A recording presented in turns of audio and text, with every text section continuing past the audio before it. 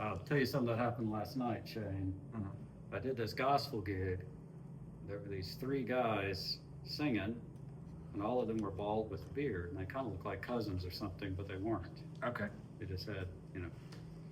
And I went up to meet him, and the guy just immediately looked at me and said something like, "I used to wish I had hair like that, but God had other plans for me." And I was like, what do I say? It's like I said, well, I did nothing to deserve Well, this. Ed, what do you say? I said, I did nothing to deserve still having my hair. But for some reason, it's still there. Yeah. I was riding, my mom, she just got a new vehicle yesterday, and I had rode with her, and my brother was riding up front and I'm riding in the back, and she said, "You're losing your hair." She said, "Where you were sitting, there was just a bunch of hair." And I was like, yeah, I don't like talking about it quite yet, but Yeah. I am aware. Yeah. So that's why I grew it out. I wanted to enjoy it, and then when it's gone, Yeah. it's gone. Right. I did the same thing. I tell this story a lot, but never publicly. I was at the supper table one night, and our 12-year-old was sitting just to my right, and my hair was a little long, and the part had kind of fallen down, like a piece of it, a little Superman string had fallen down, but you could see that it was just scalp under that, you know. Mhm. And she says, "Are you doing a comb over?" Ooh. And man, I'm talking about, if I'd have had clippers, I would have cut it then, like right then. But I was at the barber shop at opening the next day. Like, It's time. yeah, it's over. I had a great run. I had long hair for a while. I'm enjoying not worrying about it now. It's there's freedom to it, you know. Yeah. I'm not afraid of it. Yeah, that's right, man. Yeah, we get what we get. I'm just happy to be here. Yeah. I have coffee. Welcome you to Porch Talk. This is your host, Alan. Shane Tubbs is returning. We Hi. got Ed Swan. I have been around. I have seen Ed a lot. Today was the first time that I guess we properly got introduced and That's right. got to speak, and here we are. They just did a closed on Sunday 3-song sets, and we're here to just catch up a little bit. If you haven't listened to Shane's episodes, it's 3. It's a trilogy. I forgot it was 3. I didn't know I could talk that much. I knew I could talk, but And That's a lot. it's the story. Before we got rolling, he's like, I never heard your story, so we did a little bit of that. yeah. But man, like since we did that trilogy podcast, I feel like a lot has changed.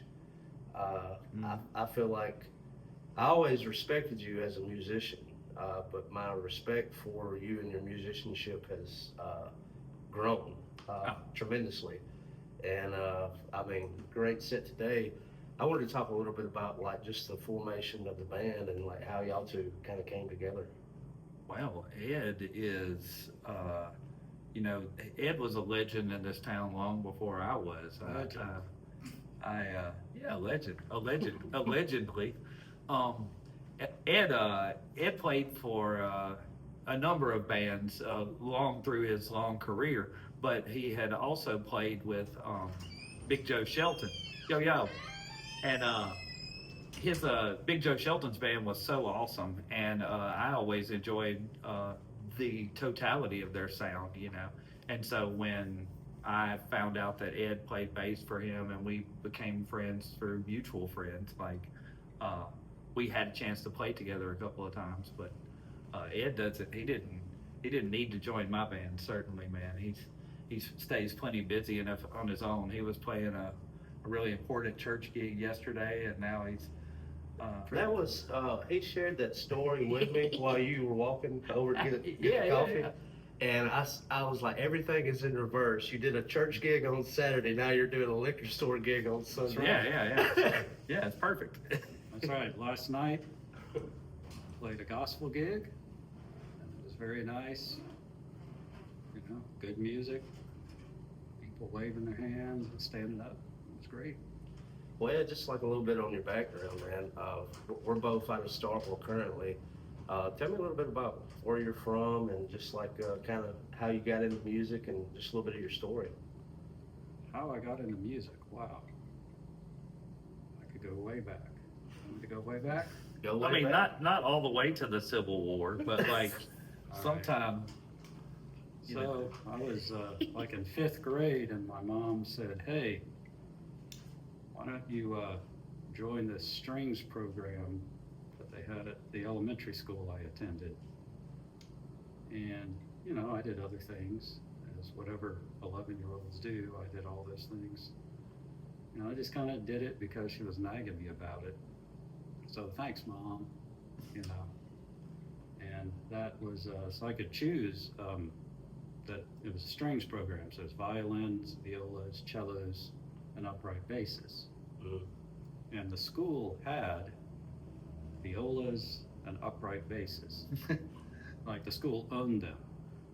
So my mom said, "We want you to choose a viola or upright bass," because she didn't say this, but you know, they Money. didn't want to like Right. buy an instrument Yeah. and their kid Because we're poor. No. and the kid does it, you know, for like a few months or something. Of course. I used to. So which instrument do you think I chose? The viola. Viola, yeah. I chose the viola, Of course. and I played that, and you know, that was like classical music, and you know, it was okay, but it wasn't my music. And then my friend Andrew played guitar, and he would just like play these Zeppelin riffs, and you know, this was middle school, early high school, and just something, just the power of those riffs, you know, just on an acoustic guitar. Mm. Yeah, and my grandmother, I guess, noticed this and suggested getting me a guitar. So my parents and grandmother got me an acoustic guitar in high school, and nobody had to ask me to practice again. Like they had to tell me to stop. No, I dropped the viola and the strings and the orchestras and all that, and wanted to play in bands, and started doing that when I was in college. Mm. Then one day in college, we saw this. I went with my friend Kurt, who worked for the big music store in Birmingham, Nuncie's Music. This was in the 80s, so to buy an instrument, you had to like go to a store. You know, there was I still no, recommend doing that. I don't understand Yeah. why you would buy something that you can't. You gotta check it out. Mm. Well, if you are a musician and you know like what, I don't know, Les Paul is going to be like, that's one thing. Yeah. But there was no internet. I mean, it's like unbelievable today what life was like before. Yes. Like, in the you know, before time. In Yeah. the long, long ago. in the before time. So In the late 1900s. I was with my friend Kurt, and we were seeing this band in Birmingham, and the guy was playing this bass, and it looked like no other instrument I'd seen, because it's this Ibanez. It was white and black, all white and black. It didn't look like your standard Fender, you know. And I'd never seen it because there was no internet, and you know, you never saw this stuff Right. unless you saw it. On an So- album cover. And I had some money because I've been working that summer. Mhm. And Kurt said, "We got another one of those at the store." And I mean, I didn't have any idea to become a bass player at this point. I went and bought the thing because I had the money and it looked really cool. It's like, I thought about it like that long. That's how long I thought about it. So then I was in my college band, and our bass player got himself kicked out of school for making bad grades too many times. And I was the only person in the band who even had a bass. And so I immediately became a bass player just because I had one By proxy. by proxy. And then, you know, I started studying it and learning to walk, and then I got into it. And then, of course, everyone needs a bass player because everyone already plays guitar, even me. And then, so I kind of became a bass player. Not from when I started, but from that. I So, used to. That's going way back. I used to give guitar lessons out of high school and like while I was going to school in Tuscaloosa, and it would be anybody from someone around my age to someone at the local church, being my son or daughter would like to play, and how old are they? you know, anywhere from 8 to 15 years old. And they were like, we're looking online and we're about to purchase a guitar. And I was like, stop right there. Mm-hmm. And they was like, what? I said, I have a spare guitar. I'll let them borrow it. I don't want you to make a $150 to $300 investment and then we start this journey of learning an instrument and they don't practice, they find out that they don't like it, and then you just have this piece of wood practically, a big paperweight. Yeah. And that A was living room ornament. Yeah, and that was one big thing. Like when I was doing lessons, that was big. Is like, use mine, learn on mine. If you like it, we'll go to the store together and we'll find your instrument. Mm. But I was always huge on that. Like so, to your mother's point is, you know, viola or upright bass. I mean, that makes a lot of sense to me. Yeah. Because like at South Lamar, I would have been in band. When I got to high school, the band program, it was such a small school, the band program was non-existent. So I played baseball a little bit, but it was just me and my buddies, and we all had guitars. Yeah. And that's what we did. Right. That's how we had fun. Mm-hmm. So we know a little bit about Ed now, and you said Joe Shelton band, and Yeah. Well, you know, Ed's journey, you know, that's how Ed started. But Ed had played in a lot of different kinds of bands, and we were kind of fortunate when we met. The music scene in Columbus was such that there were a lot of places that were open to play and that were gigging, and so as a result, there was much more connection between the bands. Like there wasn't any animosity, there wasn't any, oh, this is our gig, we have to protect it. Like there was a lot more, you know, it was a lot more freedom just to play and be one another and to support each other especially. And so Ed would come and see our stuff, we would go see Ed's stuff. When Larry and Chris were in my band, I never really thought about having a bass player, but sometimes we would be at a benefit concert together, or we'd be at a party and we would get a chance to play together, you know, and so we needed a bass player when Chris moved away. And so I started looking around and thinking about it, but before we really even asked about it, I just posted that this was Chris's last gig, and old hound dog over here never looks on Facebook and probably saw it on Facebook or something. Courtney saw it on his wife saw it on Facebook, yeah. And he came to this gig, and at the end of the gig, he was like, "Look, man, I know you're looking for a bass player. Like, I'm interested." And I was so flattered to, oh, dude, wow, thank you so much. Like, I appreciate that. So there's another part of this you may not realize. Yeah. I didn't have the upright yet, Yeah. bass, but I had ordered it. Mm-hmm. And I thought, I bet it'd be fun to play upright with Shane, because he plays with Chris, and Chris plays upright. Mm-hmm. Yeah, yeah. And Chris, you know, I really respected I still respect his upright playing, Mm-hmm. you know. Yeah. So he was someone I kind of aspired to play like. Well, Chris and I we still love to play together. We probably still would be, but that's how life is. He moved away, you know, he had to move away for a little while. And while he was gone, like, I decided that was a good time to change my sound and to change my move a little bit. Just one thing about the set that y'all did, and I mean, the last couple times I've seen you live, usually like with the banner between songs, like with the sea shanty, the pirate song. Just how much fun visibly y'all are having, and this is a pirate's rant. It was Bluebeard. Yeah, there's a lot going on. Well, we've played together for a long time, and I say with all seriousness, but you know, as a joke, that the only job a person has in my band is to have a good time. Now, we can't have a good time if we're playing two different songs at the same time. So, you know, you have to be at a level, you know, but Ed is far beyond that level. And so, like, Ed and I, we love to play, man. We love, you know, this. We love hanging out and, you know, playing stupid stuff. A lot of times we talk more than we play, you know, like we do. You know, it's fun. I started as an adult. Ed's been playing music his whole life, but I always yearned to be in a band, not to lead a band, but just to be a part of a band to some degree. And like, you know, I still feel that way. I still feel like this is a dream come true. And why wouldn't I be stoked about it? Like, Alan and 3 other people on earth want to hear us, fine. Like, if millions of people want to hear, also fine. Like, it's just, I want to hear Ed.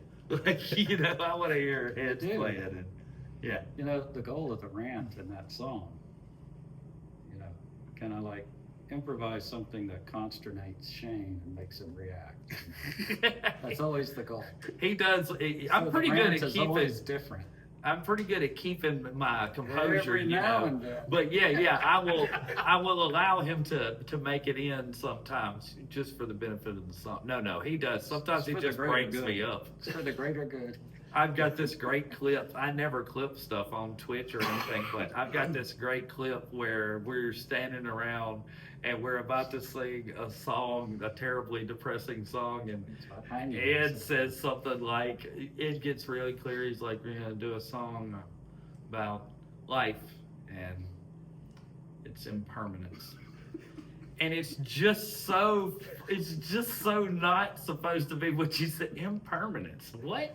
And man, I laughed. I mean, on the video, it's so funny because I just laughed so hard. It was crazy. And and it's fun, you know. You mentioned Twitch. For those of you out there who are gamer heads, if you like Legend of Zelda, I do, yeah. like I do, you can check out some of Shane's speedruns. Yeah. I'm playing Legend of Zelda right now. My man. Right now? Or Yeah, right now. In In my head. In your soul. In my soul. Yeah. Cheers to Yeah. my moment. Me too. Oh wow! See, I have yet to play anything past Twilight. Well, that's a good one. Twilight Princess. Yeah, I think it's the last one I did because it's on Wii, and I did really enjoy it. But I'm a Zelda guy. Yeah. I speed run the old NES, the 1980s versions of Zelda and Zelda 2, and that's the. Again, Ed and I were talking about this on the way over here. You know, like I just tripped and fell onto that. I gamed, and so I was like, "Oh, I'm gonna start doing this," and I hyper focused on it for a long time because it's fun. It's so fun, and you know, it's interesting. I wanted to beat Zelda. I can beat Zelda without a sword now. No sword, just all the way to the end. Nowhere Bomb else. run it. The handle is like swordless. Swordless twitch flip. That's the skater. That's the The switch flip. Yeah. There you go. Anyway, yeah. It's one of the many silly things I get up to.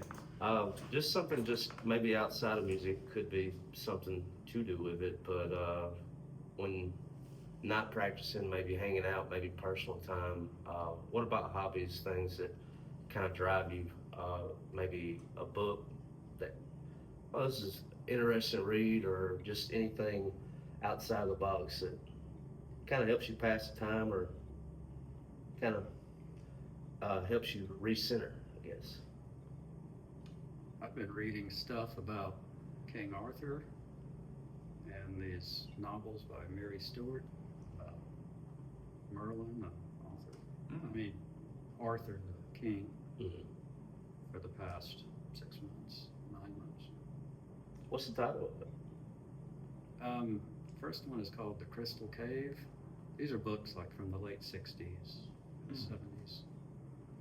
And what's the second one called? It's called like The Last Enchantment or something. Anyway, the titles don't really explain what the books are about necessarily. But and then, Kind of like a medieval fantasy well, style then thing, like, or is you it? know, I read about some castle or something. I'm like, oh, I wonder if that castle's still there. And then I look it up on Wikipedia, and it's like jumped on a rabbit hole of, you know, reading about stuff. So that's before going to bed at night. I'm huge on I that just too. shut off my brain. I read Lord of the Rings. Yeah. I read that Great once stuff. a year. It's like, you know, I Beautiful stuff. Yeah.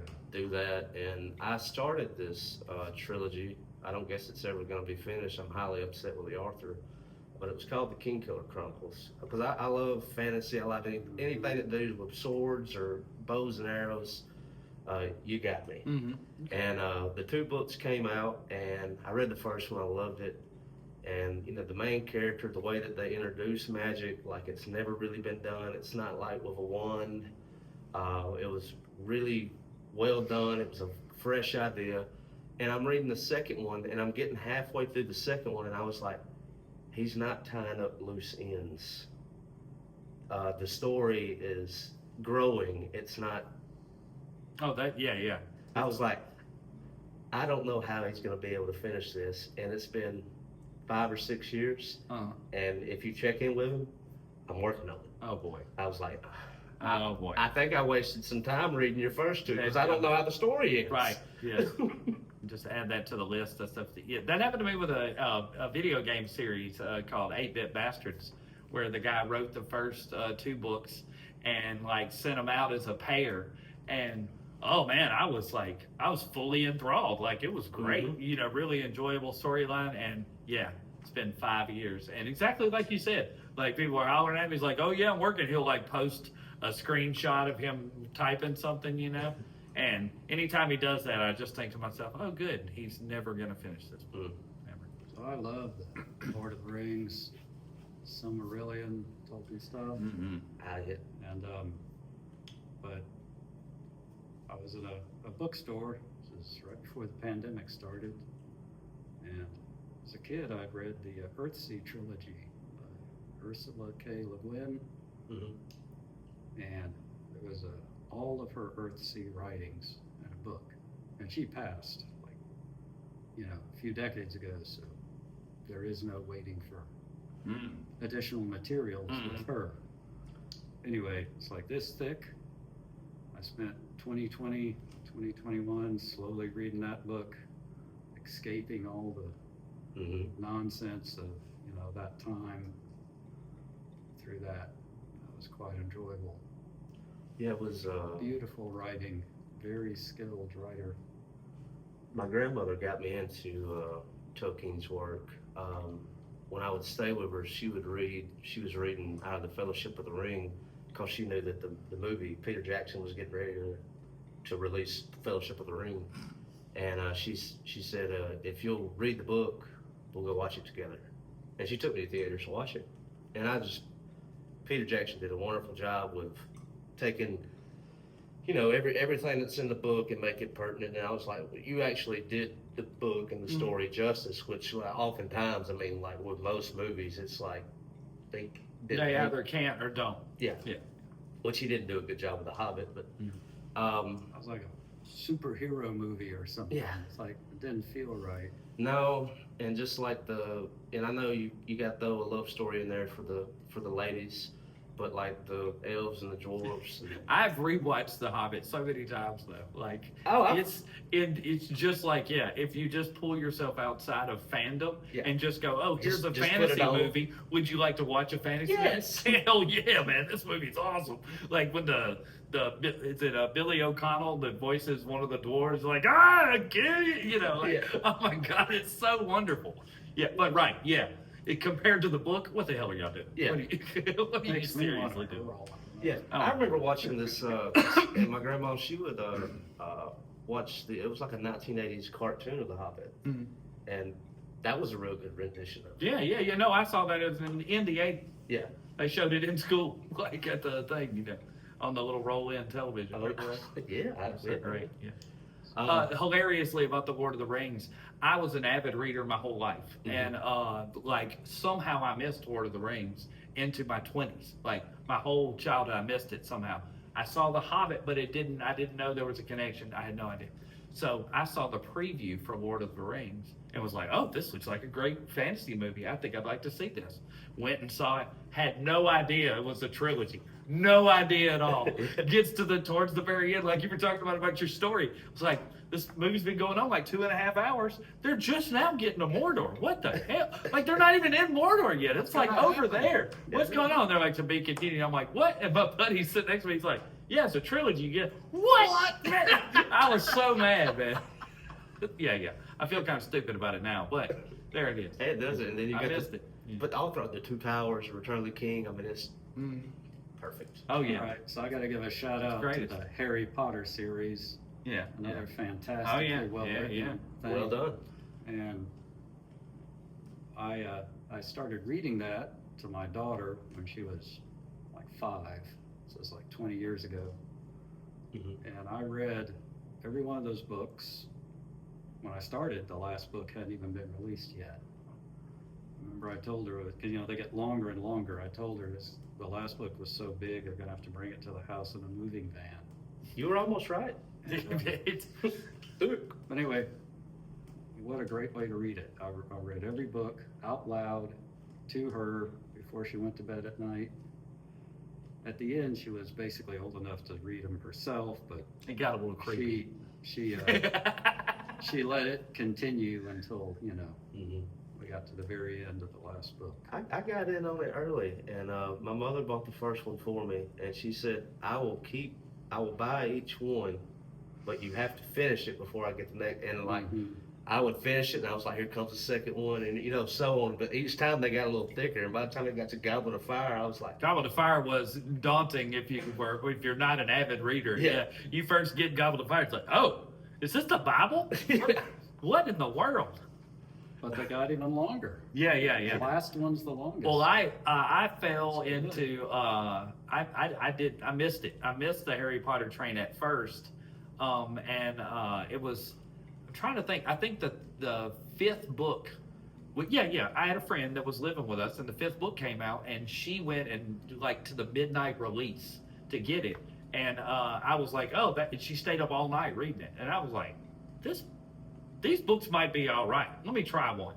So I got the first one, and then I wished I hadn't, because I got to the end of the fifth book like 2 weeks later. Well, it was like 2 years before the sixth book came out. It was like years after that. But then I don't do well with waiting. I did not do good with that.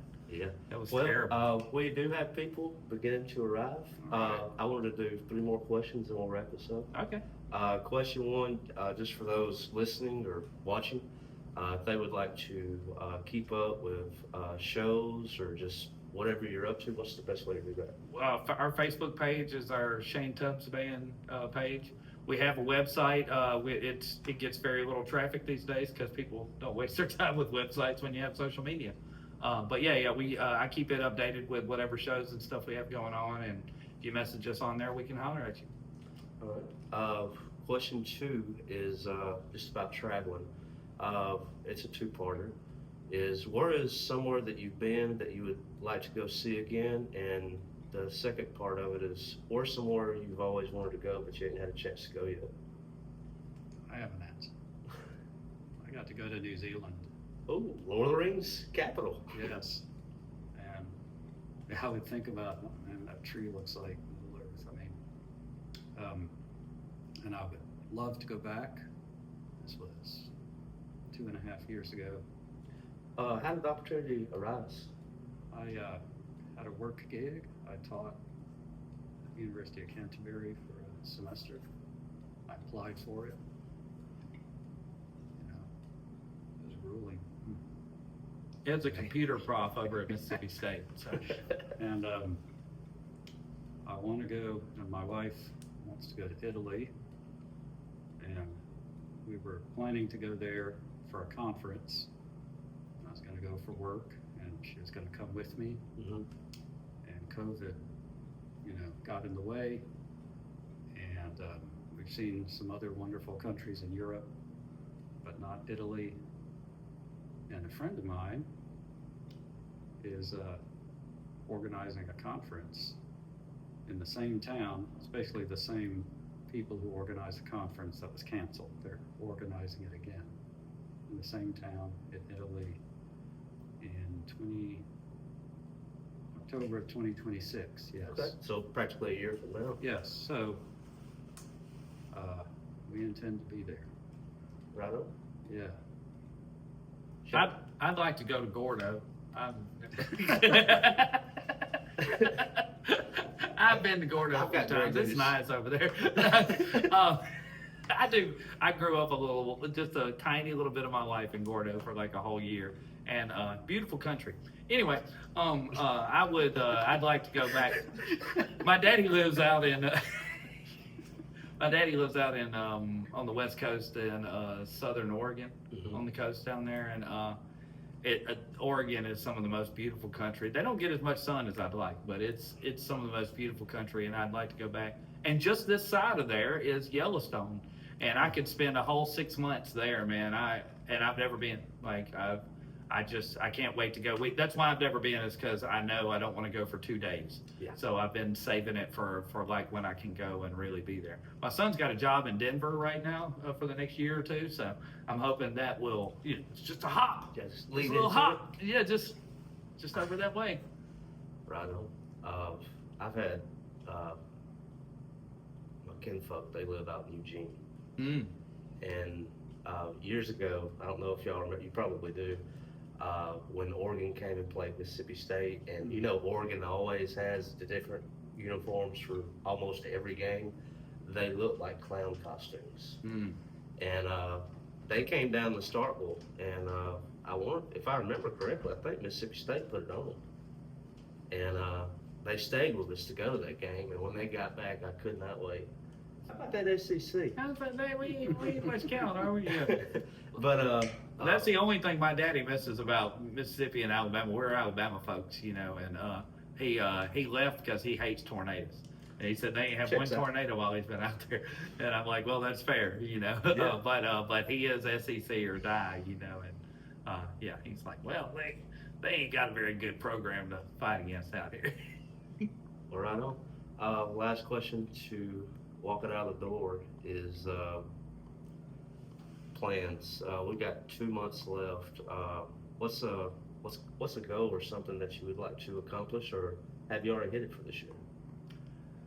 Well, I'm a grandfather now, and Hey. it's only been happening for like the last 6.5, 7 months or so, and I'm just basking. It's I love it so much. But Ed and we were on the way over here, and I think I've convinced Ed to join me. We're gonna try and write a Christmas song or two, just because it's something we've never fooled with before, and we're always having fun, man. We're always having a good time, so that's what we want to do. Right We're on. gonna keep that going. An excellent goal. Right on. This is Shane Tubbs and Ed Swan. Hey, thank y'all so much. We got a show. Okay, all right. I guess we all play then, since we're